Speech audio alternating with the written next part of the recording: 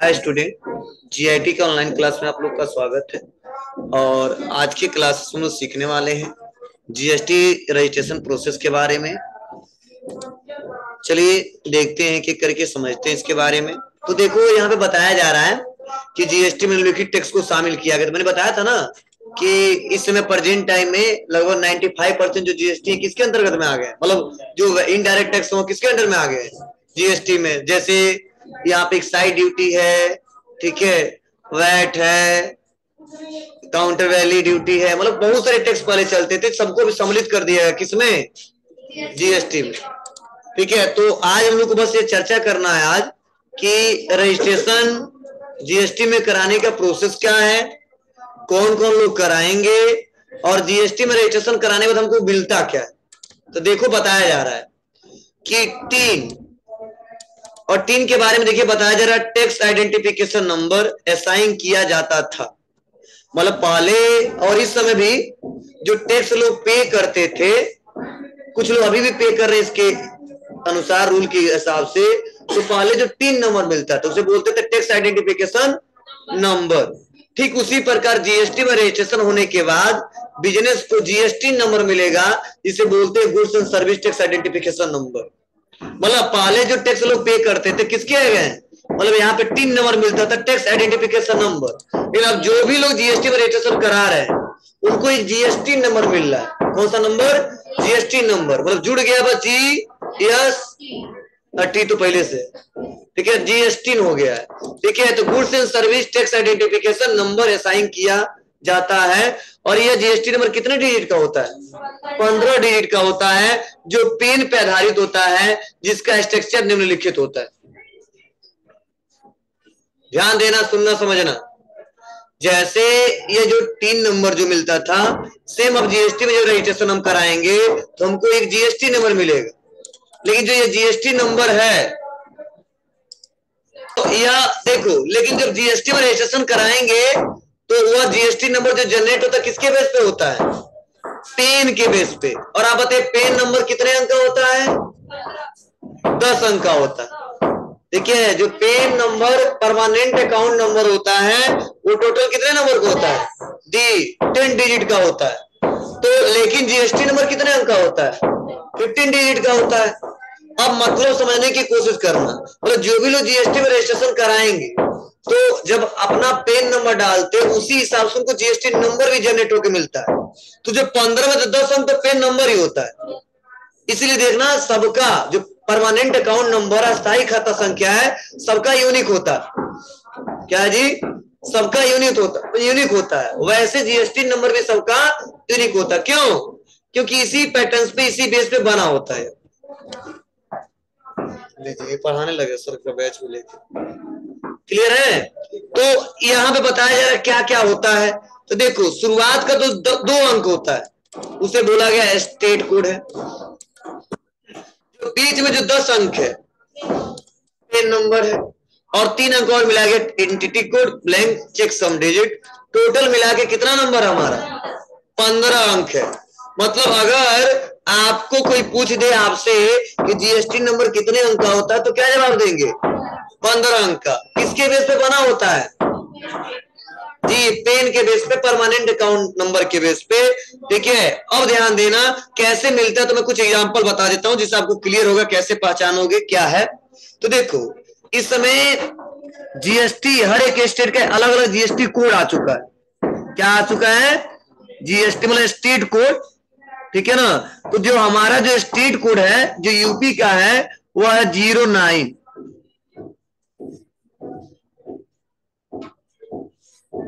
क्या है 09। तो यही बोला गया स्टेट कोड। तो 2 अंक दिया है ना यहाँ पे, उसके बाद से यहाँ पे भर दिया A P M P 1 A P M P, चलो पी भी 1 2 3 2 एम 1 जेड डी। ठीक है, तो देखिए जो 09 है 2 अंक क्या है, स्टेट कोड है, और उसका गिनोगे 10 अंक यहाँ तक, यह पेन नंबर है। ठीक है, उस पर्सन का जिसका जीएसटी में रजिस्ट्रेशन हुआ है, और एंटिटी कोड है। तो टोटल मिला के कितना अंक है, 15 अंक, ठीक है। तो ध्यान देना सबका अलग अलग होता है। जैसे मान लो यूपी का 09, बिहार का है 10, ठीक है। वैसे दिल्ली का है अलग, महाराष्ट्र का अलग, मतलब हर एक स्टेट का अलग अलग है। आपको सर कैसे पता करेंगे? तो चाहोगे तब इसको सर्च भी कर सकते। इसके लिए गवर्नमेंट ने जो लिमिट दिया है वह दिया है 20 lakh, turnover 20 lakh. The rest of India, इसके बाद जितने स्टेट आते हैं उसके लिए लिमिट दिया है 40 लाख। समझना?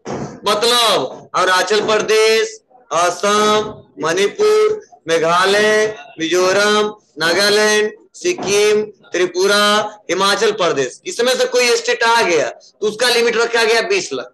द रेस्ट ऑफ इंडिया, उसके बाद जितने स्टेट आते हैं उसके लिए रखा गया है 40 लाख। अब इसका मतलब क्या है? अरे यार, चलिए ध्यान दीजिएगा। क्यों? अब देखिए, अब इसका मतलब कोई बताएगा हमको कि क्यों इन सब का?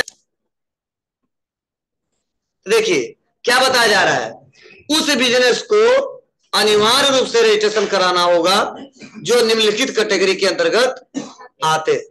अब क्या क्या है? सबसे पहला समझिए, कहा जा रहा अगर कोई person business inter state taxable supply goods या सर्विस सप्लाई करता है तो उसे अनिवार्य रूप से रजिस्ट्रेशन कराना होता है, भले ही उसका एनुअल एग्रीगेट टर्नओवर की लिमिट कम क्यों ना हो। चलिए मैं ये क्वेश्चन किसी से पूछूंगा, वही चलिए ध्यान दीजिएगा। तो यही देखो बताया जा रहा है कि देखो यह लिमिट है तो कराना, लेकिन उससे भी अगर कम है तो भी अनिवार्य रूप से कराना होगा। अब किसको किसको कराना है तो बोला गया है, दिख रहा है। देखो कहा जा रहा है अगर कोई person business inter state taxable goods या सर्विस सप्लाई करता है तो उसे अनिवार्य रूप से रजिस्ट्रेशन कराना होता है, भले ही उसका एनुअल एग्रीगेट टर्नओवर लिमिट कम क्यों ना हो। मतलब मैं बताने की कोशिश कर रहा हूं, कल हमने पढ़ाया था कि जब एक स्टेट, जैसे मेरा व्यापार यूपी में, एक और कोई पर्सन उसका व्यापार है अदर किसी स्टेट में, तो उससे हम कोई क्या करते हैं, गुड्स या सर्विस खरीदते हैं या बेचते हैं, तो उसे बोलते हैं कि इंटर स्टेट गुड्स क्या कर रहे हैं, ट्रांजैक्शन कर रहे हैं, ठीक है, इंटर स्टेट सप्लाई कर रहे हैं। तो यही बोला गया कि मान लो मैं पर्सन हूं या एक बिजनेसमैन और मैं जो गुड्स बेच रहा हूं उस टैक्सेबल गुड्स है, उसमें अभी बोला हो ना, या जो सर्विस दे रहा हूं टैक्सेबल है और अपने स्टेट में नहीं केवल अदर स्टेट में भी कर रहा हूं, तो आपको अनिवार्य रूप से जीएसटी रजिस्ट्रेशन कराना होगा, भले ही आपका टर्नओवर 20 लाख ना हो, 40 लाख ना हो। क्लियर है? समझ बात है आपको ना? तो आप कराना ही कराना पड़ेगा। अब ऐसा खोजने नहीं लगेंगे कि हमारा तो 40 लाख है ही नहीं, मेरा 20 लाख है ही नहीं है, हम नहीं कराएंगे, तो आएंगे वही, ठीक है, और कुछ ना कुछ फाइन लगाने लगेंगे, चलान काटने लगेंगे। तो आप लोग इतना समझदार हो, ठीक है, कि हम गुड्स भी बेच रहे हैं, अदर स्टेट के भी लोग आ रहे हैं और उसमें टैक्स भी चार्ज कर रहे हैं, मतलब टैक्सेबल गुड्स और सर्विसेज है, और इंटर स्टेट टू स्टेट की बात की जा रही है, समझना, वहां पे आपको रजिस्ट्रेशन कराना होगा। ये पकड़े जाओगे तो उसके लिए अलग अलग रूल बनाए गए, नियम बनाए गए, ठीक है, आपको जुर्माना देना पड़ेगा। क्लियर है? चलिए आगे बढ़ते हैं, नेक्स्ट अगला देखते हैं। और सेकेंड नंबर देखिए बताया जा रहा है, ये पॉइंट देखो, छांट के देखो, ये बहुत बड़ा सा है, लेकिन कुछ मेन पॉइंट जो आपके काम का है और हमेशा इस्तेमाल करोगे वो पॉइंट यहाँ पे लिखे गए। इस यहाँ पे बताया जा रहा है कि अगर कोई casual and non residence taxable person है तो उसे अनिवार्य रूप से रजिस्ट्रेशन कराना होता है, भले उसका एनुअल एग्रीगेट टर्नओवर की लिमिट कम क्यों ना हो। कोई बताएगा कैजुअल नॉन रेजिडेंस का मतलब क्या होता है? नॉन रेजिडेंट जो इंडिया बाहर रहता है, 185 दिन से ज्यादा कुछ कंडीशन। हाँ, मतलब यही बताया जा रहा है कि ऐसा पर्सन जो यहाँ का निवासी नहीं है फिर भी यहाँ पे व्यापार चला रहा है और टैक्सेबल पर्सन के आधार पे, तो उसको भी जीएसटी रजिस्ट्रेशन कराना होगा, भले ही आपका टर्नओवर 20 ना हो, 40 लाख ना हो, ठीक है, कराना ही कराना पड़ेगा, पकड़े जाओगे दिक्कत हो जाएगी। फिर अगला नेक्स्ट बताया जा रहा है, जो business RCM reverse charge mechanism के अंतर्गत टैक्स पे करने के लिए लाइबल हो उसे अनिवार्य रूप से रजिस्ट्रेशन कराना होता है, भले उसके एनुअल एग्रीगेट टर्नओवर की लिमिट कम क्यों ना हो। अब कहो सर ये क्या होता है, इसको हम तो टैली नहीं पढ़ा सकते और अच्छे से बता सकते, लेकिन बस इतना हिंट में दे सकता हूँ कि जैसे सपोज मैं ऐसा व्यापारी हूँ, मेरा जीएसटी में रजिस्ट्रेशन है, रजिस्टर्ड पर्सन, और आप जो हो आपका भी व्यापार है, आपका भी जीएसटी में रजिस्ट्रेशन नहीं, तो अगर मैं आपसे कोई गुड्स क्या करता हूँ, खरीदता हूँ, तो गवर्नमेंट कहता हूँ तो इसका रिकॉर्ड तो मेरे पास है नहीं, रजिस्ट्रेशन कराया नहीं, तो आप उल्टा जीएसटी का जब उल्टा पहले क्या करता हमको आईटीसी मिलता था ना, वही पैसा हमको रिवर्स होगा और वही पैसा हम गवर्नमेंट को अपने आईडी से पे करेंगे, उसे बोलते रिवर्स चार्ज मैकेनिज्म। मतलब आप अनरजिस्टर्ड हो और मैं आपसे माल क्या कर रहा हूँ, खरीद रहा हूँ, ठीक है, तो गवर्नमेंट ने कहा उससे हम कैसे लेंगे, ठीक है, मान लो छोटे छोटे व्यापारी है, कुछ ऐसे छोटे छोटे व्यापारी होते हैं, बड़े व्यापारी के पास तो सामान नहीं होता है, खरीदने जाते हैं तो कहेंगे नहीं बाबू जीएसटी में रजिस्ट्रेशन होता है तो उसे खरीदेंगे, कहेंगे जाओ तुम्हारे मांग नहीं, ठीक है, हम नहीं करा पाए, इतनी क्षमता नहीं मेरे पास, तो उसे खरीद लेते हैं। तो गवर्नमेंट कहता है आप लोग खरीदे हो, आपका जीएसटी में रजिस्ट्रेशन है, और कैसे मान लो खरीद लिए, दिखाओगे नहीं, हम बेच दिए, तो कहां से खरीदे, तो गवर्नमेंट कहता है परेशान मत होना, उसके लिए हम एक रूल बनाए हैं आरसीएम, रिवर्स चार्ज मैकेनिज्म। अगर किसी अनरजिस्टर्ड पर्सन से अगर आप खुद खरीद रहे हो तो आपको उल्टा क्या करना, जीएसटी के सेम उल्टा होता है, आपको उसको क्या करना होगा, गवर्नमेंट को पे करना होगा, वो पैसा लेके आप ही उसको पे कर दीजिए, उसे बोलते हैं आरसीएम। अगर ऐसे भी लोग हैं तो उनको भी जीएसटी में रजिस्ट्रेशन कराना होगा, भले ही लिमिट कम क्यों ना हो। कल मैं लिमिट पूछूंगा किसके लिए क्या क्या है, ठीक है। और अगला देखिए, नेक्स्ट अगला बताया जा रहा है कि अगर कोई एजेंट नाम सुने हो ना, किसी टैक्सेबल पर्सन के आधार पे गुड्स या सर्विस क्या करता है, सप्लाई करता है, उसे अनिवार्य रूप से रजिस्ट्रेशन कराना होता है, भले ही उसका एनुअल एग्रीगेट टर्नओवर की लिमिट कम क्यों ना। मतलब मैं एक पर्सन हूँ, ठीक है, ठीक है, तो अगर मान लीजिए मेरा ऐसा काम है, ठीक है, कि मैं एजेंट हूँ और जितने बड़े बड़े व्यापारी उनसे मेरा संपर्क है, देखिए बहुत सारे बड़े बड़े जो सर्विस प्रोवाइडर है उनसे मुझे मेरा संपर्क है, तो देखते हो ना, बाहर अगर चले जाओ, गोरखपुर निकल जाओ या पड़ौना से आगे जाओ ना, तो अगर बड़े बड़े व्यापारियों से डील करना है, ठीक है, उनका सर्विस लेना है, तो सबसे ज्यादा सहारा किसका लेते हैं, एजेंट का सहारा लेते हैं, ठीक है, और अपना अपना बोर्ड लगवाए रहते हैं, इतना अच्छे से उनसे सर्विस दे सकते। तो कहता है एजेंट क्या करता है, कहता है हम चार्ज लेंगे, कुछ एजेंट कहते हैं नहीं हम इसका चार्ज लेंगे, उसका कोई टैक्स हम नहीं लेंगे, तो कुछ एजेंट ब्रांडेड जो है कहता नहीं, ठीक है, मैं इसके बाद साथ साथ टैक्स भी लूंगा क्योंकि मैं रजिस्ट्रेशन भी करा, मुझको भी टैक्स देना पड़ेगा, ठीक है। तो जो अच्छे अच्छे लोग होते हैं और फेमस होते हैं, उतना इनकम हो जाता है, उनको पे करना ही करना होता है। तो गवर्नमेंट कहता है कि अगर ऐसा पर्सन है, ऐसा एजेंट है, अगर टैक्सेबल पर्सन है, मतलब वो टैक्स क्या करता लेता है, एक किसी गुड्स या सर्विस पे प्रोवाइड करते समय, तो उसको क्या करना होगा, जीएसटी में रजिस्ट्रेशन कराना होगा, भले उसका एनुअल टर्नओवर कम क्यों ना हो। नहीं नहीं, हम ही देंगे उसको, गवर्नमेंट मतलब हमसे लेगा और वो गवर्नमेंट को पे करेगा, कितना पैसा ने लिया है उसको दिखाना पड़ेगा, ठीक है। मतलब छोटे छोटे नहीं आते हैं, बड़े बड़े लोग आते हैं, और कई ऐसे अगर चले जाओ यहाँ से पड़ौना से आगे चले जाओ तो मैक्सिमम अगर कुछ ऐसे बिजनेसमैन बड़े बड़े, ठीक है, उनसे डील करना है तो सबसे पहले एजेंट का सहारा लेना पड़ेगा, ठीक है, तभी हो पाएगा, नहीं तो नहीं हो पाता, ठीक है, बहुत अच्छे पैसा कमाते हैं। उसके बाद से नेक्स्ट अगला देखिए, जो इनपुट सर्विस डिस्ट्रीब्यूटर का बिजनेस करते हैं उसे अनिवार्य रूप से रजिस्ट्रेशन कराना होता है, भले उसका एनुअल एग्रीगेट टर्नओवर की लिमिट कम क्यों ना हो। कोई बताएगा इनपुट सर्विस डिस्ट्रीब्यूटर नाम सुने हो कभी? जैसे सपोज मान लीजिए संस्था, एक कंपनी, बड़ी कंपनी, वो सर्विस देता है, क्या कर देता है जी, किसी भी चीज का सर्विस देता है, तो बहुत सारे लोग क्या होते हैं, उसका एक ब्रांच खोल लेते हैं, एक ऑफिस, एक कार्यालय खोल लेते हैं, देखिए जैसे मान लो एक बड़ी कंपनी है, सपोज रिलायंस है, तो अपना सारा का सारा अगर डिस्ट्रीब्यूट करे, वहां से डिस्ट्रीब्यूट करे, अपना सर्विस हो पाएगा क्या, नहीं, हर एक एरिया में क्या करता है, अलग अलग अपना एक कार्यालय खोलता है।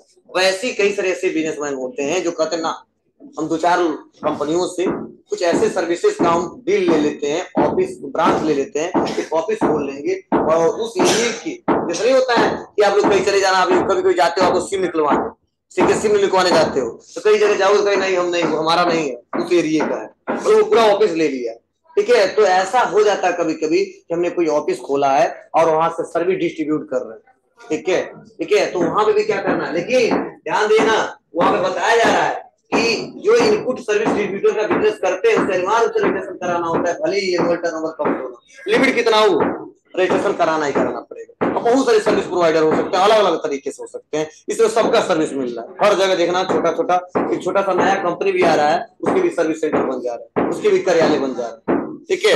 तो उसके बाद से नेक्स्ट अगला है, ये तो आप लोग जानते हो, जो ई कॉमर्स प्लेटफॉर्म पे अपना व्यापार करते हैं या ई कॉमर्स ऑपरेटर है, उसे अनिवार्य रूप से रजिस्ट्रेशन कराना होता है, भले ही उसका एनुअल एग्रीगेट टर्नओवर लिमिट कम क्यों ना। बताओगे ई कॉमर्स प्लेटफॉर्म है बाबू, कोई बताएगा? E commerce platform, e commerce नाम सुने आप लोग, क्या मतलब होता है जी? मतलब ई कॉमर्स प्लेटफॉर्म का मतलब यह है कि वह व्यापारी, वो बिजनेसमैन जो इलेक्ट्रॉनिक इंटरनेट के माध्यम से, ठीक है, पूरा व्यापार को चला रहे हैं। जैसे आप बताइए, क्या जो फ्लिपकार्ट वाला वो सामान बनाता है क्या? नहीं, वो बस एक सर्विस खोल लिया है, ठीक है। E commerce platform, online search करते हैं, ऑनलाइन खरीद लेते हैं, ऑनलाइन हमको मिल जाता है, बस यही काम है। वो बनाता नहीं है, वो क्या करता है, उस कंपनी से खरीदता है, ठीक है। वो सब स्टॉक पड़ा रहता है, जो अवेलेबल हो तो दिखता, नहीं रहता तो नहीं दिखता है, ठीक है। तो ई कॉमर्स मतलब बहुत सारे है, इसमें अमेजोन हो गया है, फ्लिपकार्ट हो चुका है, ये अब पता नहीं मीशो कौन सा आ गया, एक और बहुत सारे ऐसे, बैकू.com आ चुका है, ठीक है। फैशन पता नहीं कौन कौन सा आ चुका है, हमेशा सर्च कर लो, आते रहते हैं, ठीक है। तो ये सब क्या ई कॉमर्स प्लेटफॉर्म है, ठीक है। तो ये जाता जानते हो विदेशी कंपनी सबसे ज्यादा आती है, तो अभी क्या करना होगा, उसको भी जीएसटी रजिस्ट्रेशन कराना होगा, भले लिमिट कम के हो ना हो। और लास्ट बहुत इंपोर्टेंट पॉइंट, भारत से बाहर की ऐसी कंपनी जो online information and database access की सर्विस भारत के भीतर किसी अनरजिस्टर्ड पर्सन को देते हैं, तो उसे अनिवार्य रूप से रजिस्ट्रेशन कराना होता है, भले उसके एनुअल टर्नओवर लिमिट क्यों ना हो। मतलब भारत के बाहर की ऐसी कंपनी, मुझे लगता है कि 98% ऐसी कंपनियां हैं जो भारत के बाहर की कंपनियां हैं जो हमको ऑनलाइन डाटाबेस स्टोर करने की सर्विस देती है। फॉर एग्जाम्पल, आप बताइए, आप जीमेल पर एक अकाउंट बनाते हो तो आपको तुरंत 15 GB डाटा मिलता है, मतलब 15 GB स्पेस मिलता है, स्टोरेज। क्या 15 GB तक ऑनलाइन डाटा स्टोर कर रख सकते हो और दुनिया के किसी भी कोने से एक्सेस कर सकते हो? तो क्या हम रजिस्टर्ड पर्सन है क्या? हम जिसमें रजिस्ट्रेशन कराएंगे तब गूगल का इस्तेमाल करेंगे क्या? नहीं, ये बोला था। अब गूगल क्या भारत का कंपनी है क्या? नहीं, ऐसी बहुत सारी कंपनियां आती हैं जहां पर हम ऑनलाइन डाटा स्टोर करते हैं, ठीक है ना। हम आप स्टोर करते हैं, तो गवर्नमेंट ने कहता है कि अगर भारत की बाहर की है और ऐसे पर्सन को दे रहा है सर्विस जो अनरजिस्टर्ड है, जिसका जीएसटी में रजिस्ट्रेशन नहीं है, वो लोग आम कंज्यूमर सारे अनरजिस्टर्ड और हम ही लोग सर्विस लेते हैं, तो उनको भी जीएसटी में रजिस्ट्रेशन कराना होगा, ठीक है। भले टर्नओवर कम क्यों ना हो, इनका टर्नओवर बहुत है, ठीक है। सब रिचार्ज कराते हैं, सब हो ही जाता है, ठीक है। तो ध्यान देना, पर बहुत सारी कंपनी है जो ऑनलाइन डाटाबेस रखने का सुविधा देता हूँ। हाँ, कराएंगे हम लोग नहीं, वो लोग कराएंगे तो ये व्यापार चलाएंगे। अरे एक एग्जांपल बता देता हूँ, पहले बात बताओ, चीन का बहुत सारे स्टेप्स इस्तेमाल करते थे, बहुत सारे प्लेटफॉर्म इस्तेमाल करते, इसमें चल रहा है क्या? नहीं, गवर्नमेंट ब्लॉक कर दिया उसको, सर्च करो कहेगा दिस साइड इज ब्लॉक, ठीक है, वहां बताएगा IT डिपार्टमेंट, ठीक है। मतलब जो हमारा भारत गवर्नमेंट चाहेगा जिस साइड को चलाएगा, नहीं चाहेगा नहीं चलाएगा। गूगल बहुत फेमस है, अगर सही से नहीं चलाना तो हम गूगल ब्लॉक कर सकते हैं, नहीं तो मैं आपका सर्विस नहीं लेना चाहता, भले टेक्नोलॉजी थोड़ा कम रहे, ठीक है। मतलब मेरे बिना परमिशन का वो हमारे यहाँ कोई भी डाटा स्टोर नहीं कर सकता, ठीक है। जब हम परमिशन देते तब होता, ठीक है। लेकिन जिस कंपनी से फायदा है उसका सर्विस लेते हैं, जिससे नुकसान है नहीं लेते हैं, ठीक है। उससे भी तो बहुत फायदा था, तो थोड़ा झगड़ा वगड़ा हो गया, बहुत सारा वो दिक्कत है, ठीक है। जाहिर सी बात है, ठीक है, कोई पड़ोस में रहता है, ठीक है, थोड़ा बहुत दिक्कत हो जाता है तो पूरा कहानी आ जाता है, ठीक है। तो यही तरीके हैं, उसके यहाँ आप नहीं जाओगे, उसके वहां नहीं जाओगे, वो आपके यहाँ नहीं आएगा, बाद में फिर से होगा, ठीक है। ऐसा नहीं है, लड़ाई हमेशा चलता रहेगा, फिर में देखना ये भी हो जाएगा, फिर से चलने लगेगा सर्विस, ठीक है। तो आगे की बात है, तो यही बताया जा रहा है मैंडेटरी रजिस्ट्रेशन है ना, वाली लिमिट क्या है? 40 लाख 20 लाख नहीं, अगर इसके कैटेगरी में आते हैं उनको भी रजिस्ट्रेशन कराना होगा। हाँ, अनिवार्य है, ऑप्शन नहीं, कर सकते हो, करा सकते हो। और लास्ट करते करते यहाँ पे आगे, ऐसे बिजनेस जो टीडीएस डिडक्ट करते हैं उसे अनिवार्य रूप से रजिस्ट्रेशन कराना होता है, भले उसका एनुअल एग्रीगेट टर्नओवर की लिमिट कम क्यों ना हो। टीडीएस नाम सुने हो? हाँ, टैक्स डिडक्टेड सोर्स, ये किस पे लगता है? हाँ, इनकम पे लगता है। क्या लगता है, किस पे लगता है? इनकम पे लगता है। किस पे लगता है? इनकम पे। तो बड़ी बड़ी कंपनियां जो ठेकेदार होते हैं, ठीक है, तो क्या होता है, उससे वो कंपनी क्या करता है, कुछ पैसा डिडक्ट करता है और गवर्नमेंट को तुरंत पे कर देता है, दे देता है, ठीक है। तो वहां पे अगर मान लो ऐसे पर्सन है जो टीडीएस डिडक्ट करते हैं, ऐसे बिजनेसमैन, उनको भी क्या करना होगा, रजिस्ट्रेशन जीएसटी में कराना होगा। उसके लिए ठीक है ये नियम बनाए गए हैं, ठीक है, बताए गए हैं। और भी बहुत सारे लॉ है जो मेन हमने पॉइंट टू पॉइंट लिखवाया, बताया आपको, और नोट्स में भी दिया गया है। आप लोग थोड़ा पढ़ के आइए, ठीक है ना। कल हम पढ़ाएंगे टाइप्स ऑफ डीलर। हाँ पढ़ा लेते हैं टाइम। देखो ये सबसे देखो, जब हम क्लास में पढ़ाते हैं ना